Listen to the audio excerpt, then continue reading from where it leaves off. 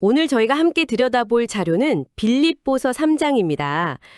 아주 개인적이면서도 또 굉장히 강렬한 메시지가 담긴 편지 한 통인데요. 바울이라는 인물이 빌립보라는 도시에 살던 공동체에게 보낸 글이죠. 네, 맞습니다. 이게 단순한 안부 인사를 넘어서요. 당시 신앙의 본질이 무엇냐?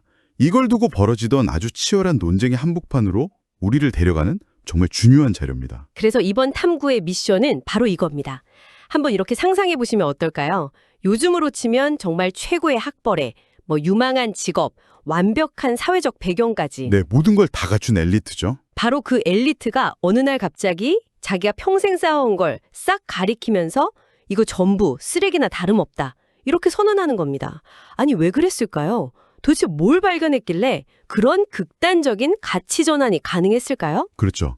주변 사람들이 보기엔 저 사람 갑자기 왜 저러나 싶었을 거예요. 바로 그 충격적인 반전의 이유를 파헤쳐보는 게 오늘의 목표입니다. 자, 이야기는 주 안에서 기뻐하라 라는 되게 따뜻한 말로 시작하는 것 같아요. 네, 처음엔 그렇죠. 그러다가 갑자기 분위기가 확 바뀝니다. 개들을 삼가고 행악하는 자들을 삼가고 몸을 상해하는 일을 삼가라.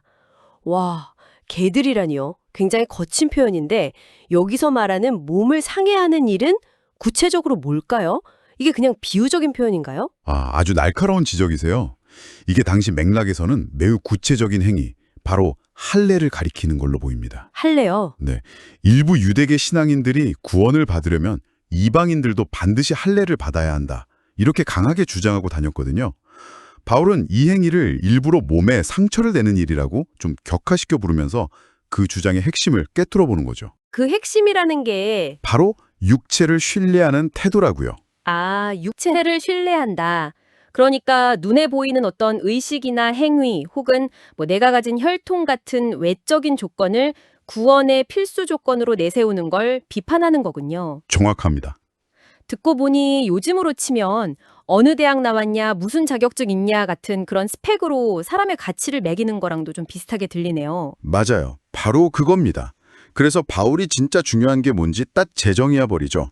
하나님의 성령으로 봉사하며 그리스도 예수로 자랑하고 육체를 신뢰하지 아니하는 우리가 곧 할례파다. 와, 진짜 표식은 목에 새기는 게 아니라 내면의 태도에 있다는 선언이네요. 그렇죠.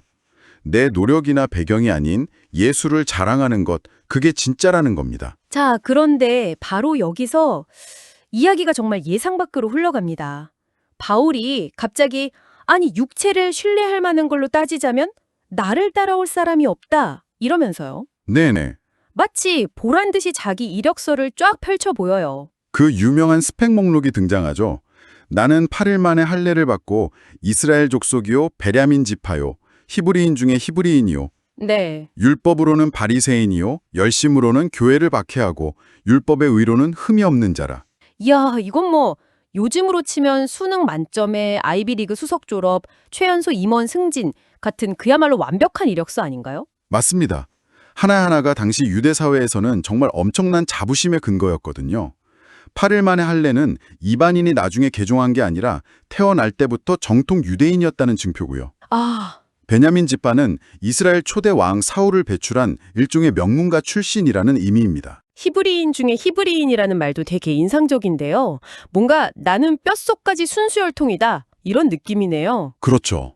당시 헬라 문화에 동화돼서 히브리 말을 잊어버린 유대인들이 많았는데 자신은 언어와 전통을 모두 지킨 진짜 백이다. 이런 강조입니다. 와, 게다가 율법으로는 바리새인, 즉 가장 엄격하게 율법을 지키는 그룹에서도 흠이 없다고 자부할 정도였으니 종교적으로나 도덕적으로 얼마나 완벽을 추구했는지 알 수 있는 대목이죠. 심지어 열심으로는 교회를 박해했다는 항목까지 넣었어요. 네, 이건 지금 관점에서 보면 완전 흑역사인데 이걸 이력서에 넣었다는 건 당시 유대교의 시각에서는 자기 신념에 대한 투철함을 증명하는 최고의 훈장 같은 거였군요. 바로 그겁니다. 혈통, 가문, 학파, 열심, 도덕성까지 그야말로 당대 엘리트가 가질 수 있는 모든 조건을 최상급으로 갖춘 거죠. 이보다 더 완벽한 이력서는 상상하기가 어렵습니다. 와, 이 정도 스펙이면 정말 자신감이 넘칠 만하네요. 그런데 바로 다음 순간 이 모든 걸 그냥 뒤집어 버립니다. 무엇이든지 내게 유익하던 것을 내가 그리스도를 위하여 다 해로 여길 뿐더러, 아니 심지어 모든 것을 잃어버리고 배설물로 여긴다고요. 네. 배설물이라니요. 단어 선택이 정말 충격적입니다. 웬만한 각오가 아니면 자기가 평생 이룬 걸 이렇게 표현하긴 힘들 텐데요. 바로 여기가 이 편지의 심장부입니다. 위대한 가치의 전복이 일어나는 순간이죠. 이게 단순히 이제 그건 별로 중요하지 않다. 이 정도의 이야기가 아니에요. 평생 모은 전 재산, 가장 자랑스러워하던 명품 컬렉션을 갑자기 쓰레기라고 부르는 것과 같아요. 그만큼 모든 걸 걸만한 압도적인 무언가를 발견했다는 뜻이죠. 그 압도적인 무언가가 대체 뭐였을까요? 그 이유가 바로 다음에 나옵니다. 내 주 그리스도 예수를 아는 지식이 가장 고상하기 때문이라. 여기서 안다는 건 단순히 머리로 정보를 아는 게 아니라 인격적으로 깊이 경험하고 관계를 맺는 걸 의미하거든요.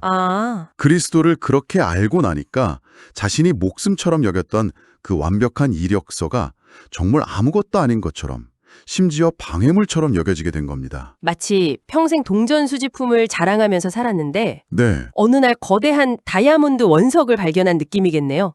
그 순간 동전들은 그냥 평범한 쇠조각으로 보이게 되는 거죠. 그거 정말 딱 맞는 비유입니다.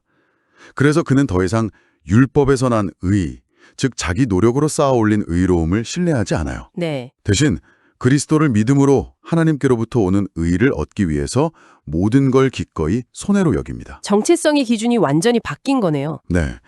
이전에는 나는 이런 사람이다 라고 정의했던 그 완벽한 이력서가 이제는 무의미해진 거죠. 내가 무엇을 성취했는가에서 내가 누구 안에서 발견되는가로 정체성의 주소가 완전히 이전된 거군요. 그 안에서 발견되려 함이니라는 구절이 딱 그 말이네요. 네, 맞습니다. 자신의 명함이 아니라 그리스도라는 존재 자체가 새로운 정체성이 된 겁니다. 잠깐만요. 근데 이렇게 엄청난 걸 깨달았으면 이제 다 이루었다. 나는 경지에 올랐다. 이래야 정상 아닌가요? 그럴 법도 하죠. 그런데 바울은 내가 이미 얻었다 함도 아니요? 온전히 이루었다 함도 아니라고 말해요. 그러더니 갑자기 운동선수처럼 표대를 향하여 달려가노라 하면서 달리기를 시작합니다. 이건 좀 이상한데요? 하하, 그렇죠. 목표 지점에 다 왔는데 갑자기 다시 출발선에 서는 느낌이랄까요? 바로 그 지점이 신앙에 대한 아주 중요한 통찰을 줍니다. 신앙은 어떤 목적지에 도달해서 안주하는 그런 정적인 상태가 아니라는 거죠. 오히려 그 위대한 발견은 새로운 경주의 출발 신호탄과도 같은 겁니다. 과거의 성취에 머무르는 게 아니라 훨씬 더 명확해진 목표점을 향해 전력 질주하는 역동적인 과정이라는 거예요. 그 표대, 그러니까 결승점이 구체적으로 뭔가요? 14절에서 명확하게 말하죠. 표대를 향하여 그리스도 예수 안에서 하나님이 위에서 부르신 부름의 상을 위하여 달려가노라. 부름의 상. 네, 최종 목표는 하나님께서 약속하신 상, 즉 부활의 영광에 참여하는 것입니다. 그는 그걸 붙잡기 위해 달린다고 말해요.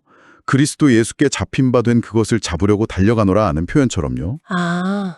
이미 그리스도께 붙잡혔기 때문에 이제는 그 부르심의 목표를 향해 달려갈 힘을 얻었다는 거죠. 뒤에 있는 것은 잊어버리고 앞에 있는 것을 잡으려고 한다는 말이 참 와닿네요. 보통 과거의 실패를 잊으라고는 하지만 여기서 뒤에 있는 것은 실패뿐만 아니라 아까 말한 그 화려했던 이력서, 즉 과거의 성공까지 포함하는 거군요. 정확합니다. 바로 그거예요. 과거의 성공 트로피가 현재의 발목을 잡는 족쇄가 될 수 있다는 걸 아는 거죠. 왕년의 나에 취해 있는 순간 더는 앞으로 나아갈 동력을 잃게 되니까요. 맞습니다. 마찬가지로 과거의 실패나 죄책감에 얽매여 있어도 앞으로 나아갈 수 없고요. 그래서 바울은 과거의 성공이든 실패든 그 모든 것을 뒤로하고 오직 앞에 있는 표대 하나만 보고 달리겠다는 강력한 의지를 보여주는 겁니다. 결국 신앙이라는 게 한 번의 깨달음으로 완성되는 게 아니라 평생에 걸쳐 계속되는 경주라는 말이네요. 네, 맞습니다. 그런데 이 경주에는 두 종류의 선수가 있다고 경고를 해요. 바울이 갑자기 아주 슬픈 어조로 눈물을 흘리면서까지 말한다고 강조하죠. 눈물을 흘리면서요? 네, 바로 그리스도의 십자가의 원수로 살아가는 사람들이 있다는 겁니다. 십자가의 원수라니 정말 강한 표현이네요. 이 사람들은 도대체 어떤 특징을 가졌길래 그런가요? 19절에 그들의 정체성이 명확하게 나옵니다. 그들의 마침은 멸망이요, 그들의 신은 배요, 그 영광은 그들의 부끄러움이 있고 땅의 일을 생각하는 자라. 그들의 신은 배라. 표현이 재밌네요. 그냥 먹는 걸 좋아하는 미식가 수준이 아니라 내 육체적 욕망 자체가 내 인생의 신, 즉 최고 가치가 되어버렸다는 뜻으로 들려요. 정확해요. 그리고 그 영광은 그들의 부끄러움에 있다는 건 보통 사람들이 수치스럽게 여기는 탐욕이나 방탕한 삶을 오히려 성공의 증거나 자랑거리로 삼는다는 의미죠. 본질적으로 이들은 땅의 일을 생각하는 자입니다. 눈에 보이는 세상적인 성공, 쾌락, 명예 같은 것들이 삶의 전부인 사람들.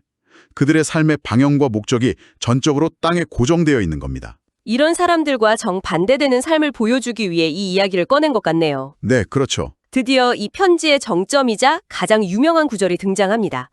그러나 우리의 시민권은 하늘에 있는지라. 이 시민권이라는 단어가요, 당시 편지를 받던 빌립보 사람들에게는 정말 강력하게 들렸을 겁니다.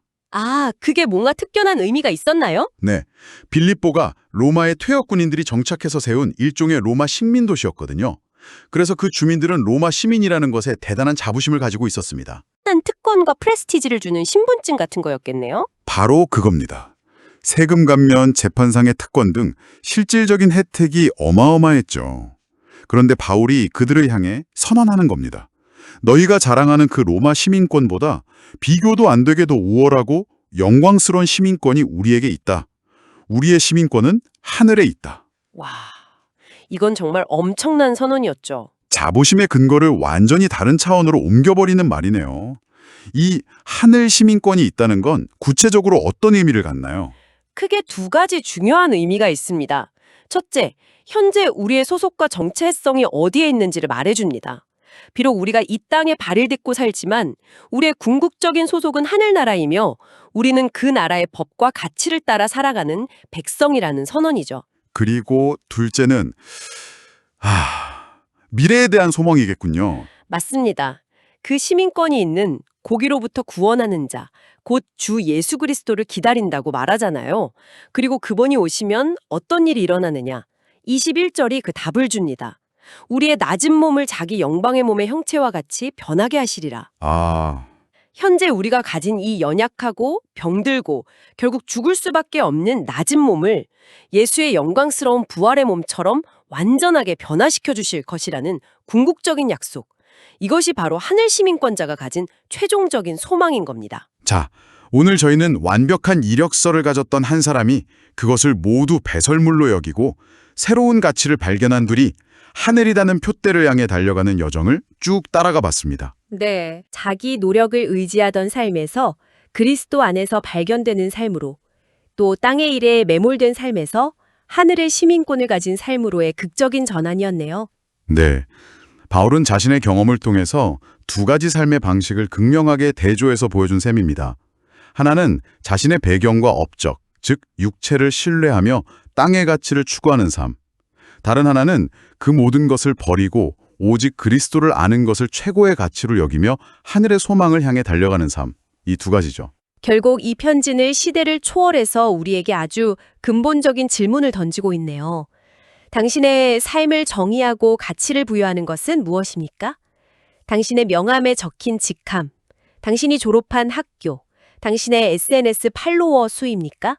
아니면 다른 어떤 것입니까? 그렇죠. 이 글은 세상의 성취를 나타내는 육체와 영원한 가치를 보여주는 하늘의 시민권 사이의 팽팽한 긴장관계를 보여주면서 우리의 시선과 삶의 방향을 어디에 두어야 할지 깊이 생각하게 만듭니다. 내가 지금 무엇을 위해 달리고 있는지, 내 인생의 표대는 과연 무엇인지 돌아보게 하죠. 오늘 이 이야기가 당신에게도 깊은 울림을 주었기를 바랍니다. 마지막으로 이런 질문을 하나 남겨두고 싶네요. 이 글은 땅의 일과 하늘의 시민권을 대조하고 있습니다. 만약 당신이 지금껏 자부심을 느껴왔던 것들로 당신만의 이력서를 한번 작성해 본다면 거기에는 어떤 항목들이 채워질까요? 그리고 오늘 살펴본 이 관점이 그 목록의 가치를 어떻게 새롭게 보게 만드는지 한번 생각해 보시면 어떨까요?